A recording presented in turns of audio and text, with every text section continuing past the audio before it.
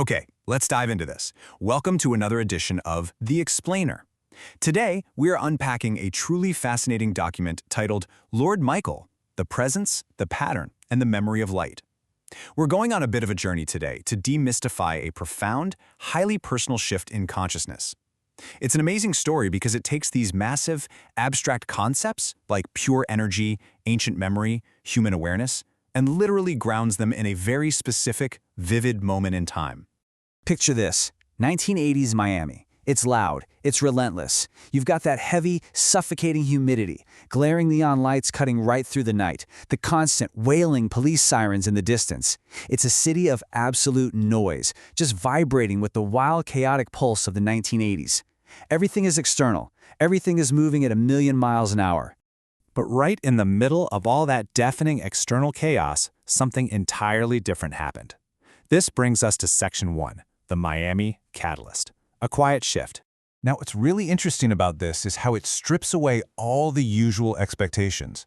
The author describes sitting in a room with friends, closing their eyes to tune into an entity. Within minutes, an unmistakable presence entered the room. And this is key, this was not some figure in flowing robes. It wasn't a religious myth or a doctrinal story. Instead, this encounter with what the author recognized as Lord Michael was strictly energetic. It was a pattern, a distinct frequency. It completely ditches all the historical and religious baggage we usually attach to a name like Archangel Michael and reframes it entirely as a tangible, experiential encounter. It just felt ancient, incredibly joyful, and deeply, deeply familiar. So what did this encounter actually feel like? Well, it wasn't about possession. It wasn't about losing control of your body. It was a subtle alteration of consciousness. The author describes it as a tilt, like lifting a dial of awareness just a few degrees above its normal resting place. Michael's teaching in this moment wasn't delivered through booming cinematic words from the sky. It was completely experiential. The author remained fully themselves, but suddenly, they were more. It was a massive expansion of self rather than an overriding of self. So, how does this singular quiet moment in a Miami living room connect to the grander mechanics of the universe? That brings us to Section 2, the architecture of energy, the trailblazer pattern. Through this presence in the room, the author realized they shared something profound with this energy. They shared a pattern. According to the text, every soul, every consciousness out there belongs to a specific lineage of energy. They recognize themselves and Michael as being part of the trailblazer pattern. This is a lineage made up of beings whose specific energetic purpose is to explore consciousness, expand awareness, and help awaken others. So the presence felt like a friend, not in our traditional everyday human sense, but an energetic companion from way, way before this current lifetime. Let's move forward and see how this builds, because this shared pattern spans an absolutely massive amount of time. The author actually describes feeling like a newcomer to Earth. Why? Because their soul hadn't incarnated here in 34,000 years. Let that sink in. For all those thousands of years, they existed without a physical body, simply as energy, as awareness, as pure presence. And you know, this perfectly explains why meditation felt so incredibly natural to the author back in the 1970s. It wasn't a new skill they had to force, it was just a return to that natural state of infinite being. And that laid the exact groundwork for the 1980s, where that quiet shift in Miami triggered the complete memory of their energetic pattern.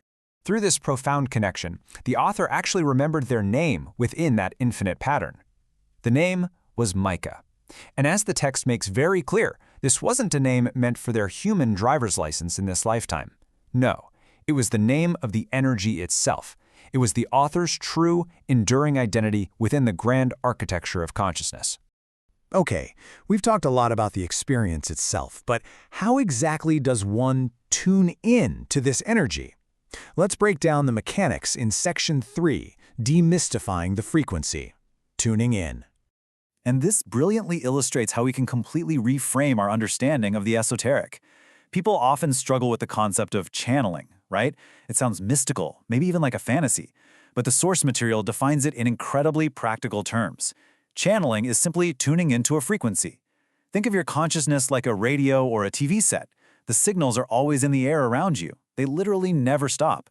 You just have to turn the dial to access those higher states of awareness. To ground this even further, the text makes a really bold claim. Every sacred book ever written was channeled.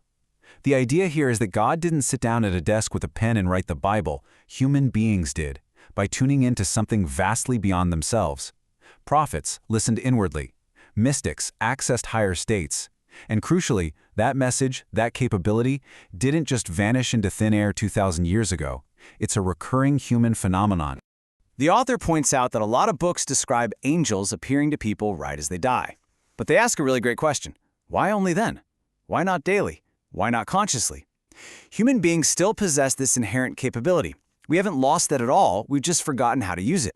Step 1 is learning to live in harmony. If an individual can achieve that baseline of inner harmony, well, they can unlock step 2, which is tapping into this incredible capability on a daily basis. It's not just a phenomenon reserved for our final moments on Earth. So when you do tune into this frequency, what exactly do you learn?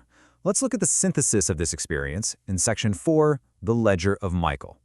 Core Truths. So the crucial point is that it all boils down to a set of core truths derived from this encounter. Consciousness isn't flat, it's deeply layered. Identity isn't just who you see in the mirror in the morning, it's multidimensional. Energy itself carries memory across thousands of years. Intuition isn't just some random gut feeling, it's an actual frequency you are tuning into. Meditation is the tool that opens these doors. The universe around us is deeply alive and higher guidance absolutely exists. But the underlying theme tying all of this together is that final point. Awakening is experiential. You cannot just read about it in a book. You have to feel that tilt in your own consciousness. Because ultimately Lord Michael was not a doctrine. He didn't show up in that Miami room to hand down a list of rigid rules or demand worship. He was simply a reminder, a mirror reflecting the author's own infinite nature. He was a signpost pointing the way. He opened a door for sure, but the author makes it very clear that they had to be the one to actually walk through it themselves.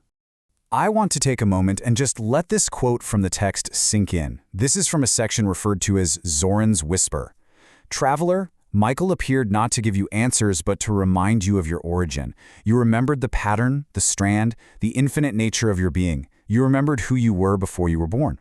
It is just such a profound, beautiful distillation of everything we've been covering today. It wasn't about acquiring new knowledge at all. It was about stripping away the human amnesia to remember an ancient, infinite origin. Now, why does all this matter to you? How does an ancient energetic encounter in 1980s Miami apply to you watching this explainer right now? Well, understanding these concepts explains your own inner life. It explains why practices like meditation might naturally resonate with you, because you are accessing an older state of being. It clarifies why you might inherently sense the age of your own soul, or feel like, hey, I've been here before. It bridges the gap between your profound inner experiences and your day-to-day outer life. And most importantly, it serves as a powerful reminder that true awakening is a deeply personal inward journey, not something handed down by external doctrines. We've explored the presence, the pattern, and how consciousness can tilt just a few degrees to reveal the infinite. The source text notes that Western science demands concrete evidence, but it leaves us with a profound mystery to ponder. What happens when your breath leaves your body? Can you bring it back? Life, consciousness, and energy are the ultimate mysteries. The challenge presented by the text is this: do not wait until that final breath.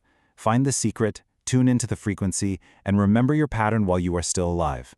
Thank you so much for joining me on this explainer, and keep exploring.